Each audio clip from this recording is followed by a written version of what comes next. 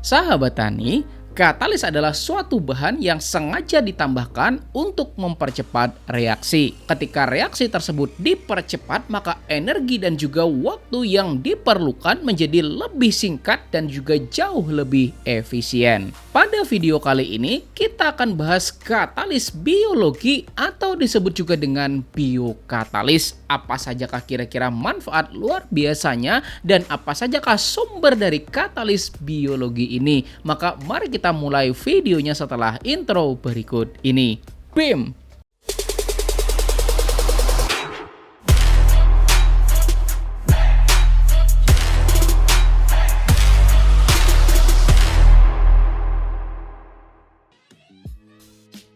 Dan buat Anda yang sudah subscribe channel ini dan klik tombol loncengnya, mudah-mudahan ilmunya jadi makin berkah dan rezekinya jadi tambah banyak lagi, amin. Sahabat tani, pernah nggak Anda ngelihat orang ngebungkus daging menggunakan daun pepaya? Nah, kira-kira itu tujuannya buat apa?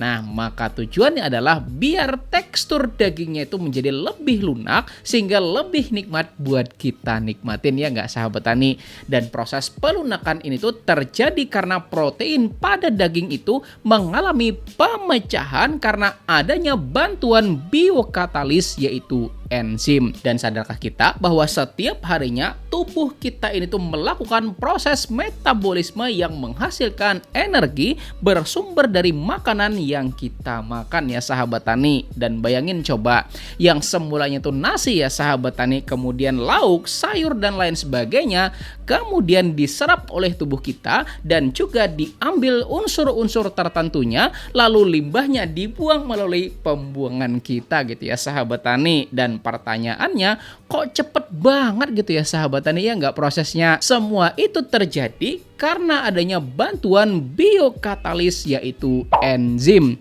Dan pernah nggak Anda juga memperhatikan sapi gitu ya sahabat tani, dia makannya apa coba? Rumput ya nggak sahabat tani? Pertanyaannya, kok bisa sih jadi daging ya nggak? Padahal kan yang dimakan cuma rumput ya nggak sahabat tani? Dan kalau Anda bilang, Pak itu kan udah kodratnya Pak, ya kalau kodrat ya kodrat gitu ya sahabat tani. Kalau Anda jawab gitu ya nggak bakal nambah pengetahuan kita ya nggak sahabat tani? Padahal ternyata di dalam sistem pencernaan dari sapi tersebut terdapat zat-zat tertentu, salah satunya adalah biokatalis yaitu enzim. Dan enzim inilah ya sahabat tani yang mengubah rumput-rumput yang dimakan oleh sapi tersebut menjadi nutrisi buat pertumbuhan dari sapi tersebut. Nah, begitu luar biasa kan ya sahabat tani manfaat dari biokatalis enzim ini. Dan untuk lebih memahami dari enzim ini tuh, maka saya mau mengenalkan Anda cara penamaan dari enzim tersebut. Jadi ya sahabat tani, enzim itu selalu di belakangnya itu ada kata ase-nya gitu ya sahabat tani. Ingat pakai e gitu loh, bukan pakai u gitu ya sahabat tani. Contoh pertama yaitu enzim protease. Nah, itu dari kata protein plus ase jadilah protease gitu ya sahabat tani. Bukan dibaca protes gitu ya sahabat tani, ya nggak? Dan seperti yang saya contohkan di awal, melunakkan daging menggunakan daun pepaya, nah itu adalah salah satu contoh dari aplikasi enzim protease. Dan terkadang gitu ya sahabat tani, kan kita punya limbah rumah tangga gitu ya sahabat tani, ya kan? Misal daging ayam misalnya, kemudian ada ikan mati, kemudian keong racun yang nyerang tanaman padi kita, ya nggak sahabat tani? Kalau kita biarin gitu aja kan proses dekomposisinya bakal lama gitu ya sahabat tani, ya kan? Maka dengan bantuan enzim protease itu, maka sumber-sumber protein tersebut dapat kita manfaatkan dan lebih dipercepat pemecahannya sehingga lebih cepat jadi nutrisi buat diserap oleh tanaman kita. Dan tutorial bagaimana mengolah keong menjadi pupuk asam amino buat tanaman kita, maka silakan ya sahabat tani tonton pada video yang ini, oke? Contoh kedua, enzim amilase, asal katanya amilum gitu ya sahabat tani, bukan amil. Amil itu orang yang ngurusin zakat ya nggak sahabat tani. Dan amilum itu adalah pati atau karbohidrat. Dan apa aja kira-kira sumber karbohidrat yang mudah kita dapetin? Misalnya nasi ya nggak sahabat tani, kemudian olahan-olahan dari tepung misalnya kue gitu ya sahabat tani, ya kan? Kemudian kentang dan masih banyak lagi sumber-sumber karbohidrat gitu ya sahabat tani. Dan ngomongin soal kebiasaan masyarakat, tiap kali ketika kita mau makan pasti carinya tuh apa? Nah, Nasi ya nggak sahabat tani, meskipun udah ke warung gitu kan, kue udah habis 3 gitu ya sahabat tani, tetap aja bilangnya belum makan kalau belum makan nasi ya nggak sahabat tani. Dan di dalam tubuh kita ini, nasi yang merupakan sumber karbohidrat kemudian dipecah biar nutrisinya bisa diserap dan digunakan buat menunjang fungsi-fungsi sel-sel di dalam tubuh kita gitu ya sahabat tani. Dan di dalam proses pengolahan atau pemecahan karbohidrat tersebut, kita membutuhkan suatu enzim namanya amilase. Dan amilase sendiri pertama itu bersumber dari air liur kita ini ya sahabat tani, dan yang kedua bersumber pada pankreas. Makanya kalau kita makan nasi gitu ya sahabat tani terus kita ngunyahnya lama, pasti bakal ada sensasi kayak manis-manisnya ya nggak sahabat tani. Dan itu terjadi karena peran enzim amilase dalam proses pemecahan karbohidrat di dalam mulut kita. Lalu ketika masuk pada sistem pencernaan, kemudian diolah kembali menggunakan enzim amilase yang dihasilkan oleh pankreas kita. Lalu bagaimana dengan tanah ya nggak ya sahabat tani? Nah, setiap hari kadang kita punya nasi lebihan, kemudian juga kue yang lebihan gitu kan, kemudian juga rebus jagung kebanyakan, pada akhirnya basi nggak kemakan gitu ya sahabat tani, dan pada akhirnya semua itu dibuang gitu aja ya sahabat tani, dan butuh waktu agar apa yang terbuang tersebut pecah dan bisa termanfaatkan. Jadi dengan penambahan enzim amilase, maka sumber-sumber karbohidrat akan lebih cepat mengalami pemecahan sehingga lebih cepat suburkan tanah pertanian kita. Dan buat yang kepikiran gitu kan, kalau gitu boleh dong saya tiap pagi kumur-kumur gitu kan, kemudian cos gitu kan ke tanah ya nggak sahabat tani. Nah sebenarnya boleh aja gitu kan, tapi bayangin kalau lahannya 1000 meter bahkan sektar, coba gimana? Saya yakin rekor muri pecah gara-gara Anda kumur-kumur kemudian semburkan semua lahannya nggak sahabat tani. Nah jadi sumber dari amilase itu misalnya biji nangka, nah itu mengandung amilase gitu ya sahabat tani. Kemudian kecambah atau kecambah toge gitu ya sahabat tani, itu juga mengandung. Kemudian biji jagung yang baru berkecambah, nah itu juga mengandung amilase gitu ya sahabat tani. Bahkan roti kadaluarsa sama nasi basi itu juga mengandung mikroorganisme penghasil enzim amilase gitu ya sahabat tani. Nah jadi silakan dimanfaatkan. Dan buat Anda yang kepengen tahu bagaimana cara mengolah penyubur tanah memanfaatkan nasi yang memang sudah berjamur, silakan nih sahabat tani tonton pada video yang ini, oke?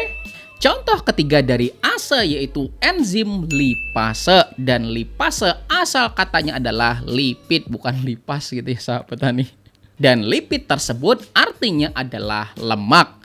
Dan cara kerja dari enzim lipase yaitu memecah zat lemak supaya mudah dalam penyerapannya. Di dalam limbah rumah tangga gitu ya sahabat tani, baik ada sayur, kemudian buah-buahan, nasi, dan lain sebagainya, bahkan ada juga lauk pauknya gitu ya sahabat tani, pasti juga terkandung namanya lemak atau lipid gitu ya sahabat tani, ya kan? Dan lemak ini dengan bantuan enzim lipase kemudian diubah menjadi asam lemak dan juga gliserol sehingga bisa termanfaatkan oleh mikroorganisme.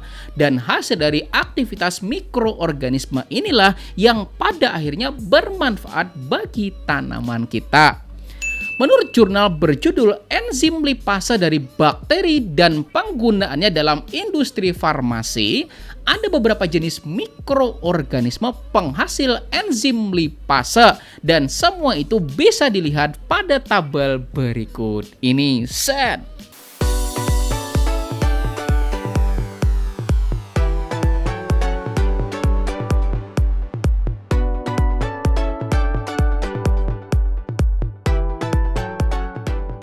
Serta menurut jurnal berjudul Review Artikel Karakteristik dan Peranan Enzim Lipase pada Produksi Diasiglycerol dari Virgin Coconut Oil, enzim lipase juga terdapat pada tumbuhan dan 2 diantaranya ada pada daging kelapa dan juga dedak padi gitu ya sahabat tani. Jadi ternyata bahannya nggak sulit gitu ya sahabat tani buat didapetin, ya nggak?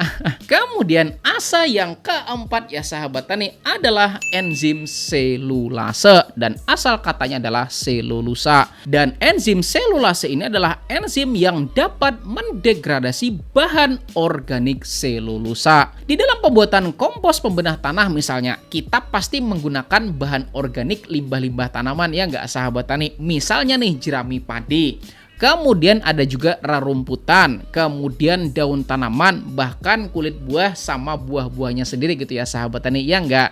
Dan pada bahan organik yang disebutkan tadi itu pasti mengandung namanya selulosa.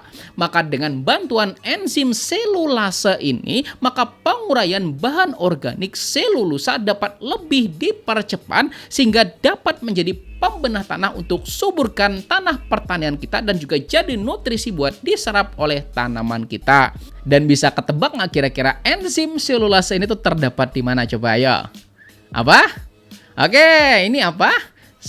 Sapi ya sahabat tani. Dan sapi ini makanannya adalah tumbuhan, bisa itu rumput, sisa tanaman, bahkan tanaman benerannya juga dimakan gitu ya sahabat tani, ya enggak? Kalau ternyata yang punya ngelepas gitu aja nggak dijaga gitu ya sahabat tani, ya kan? Malah jadi hama, ya enggak? Meresahkan. Mari kita pahami bersama, dari semula hijauan kemudian dimakan oleh sapi, masuk ke dalam perutnya, ya enggak sahabat tani? Kok bisa sih cepet banget jadi pupuk kandang, ya nggak sahabat tani? Nah, jawabannya karena di dalam perut sapi itu terkandung enzim selulase plus 3 enzim sebelumnya gitu ya sahabat tani. Maka kalau misalnya di dekat rumah Anda ada penyembelihan hewan misalnya, atau pas lagi hari raya kurban gitu ya sahabat tani, maka ambil aja isi perutnya atau disebut juga dengan rumen gitu ya sahabat tani, jadikan sebagai bahan baku sebagai enzim selulase yang dapat digunakan buat mempercepat pengomposan buat pembenahan tanah pertanian.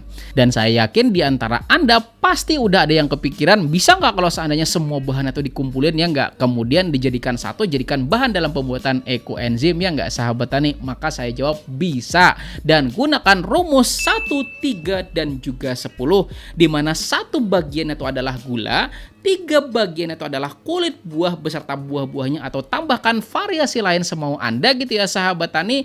Dan 10 bagian terakhirnya itu adalah air, dan biarkan prosesnya ini berlangsung selama 90 hari gitu ya sahabat tani. Maka akan jadi ekoenzim sebagai enzim yang serbaguna yang bisa kita gunakan untuk keperluan penyuburan tanah pertanian kita dan juga buat suburkan tanah pertanian kita. Mantap!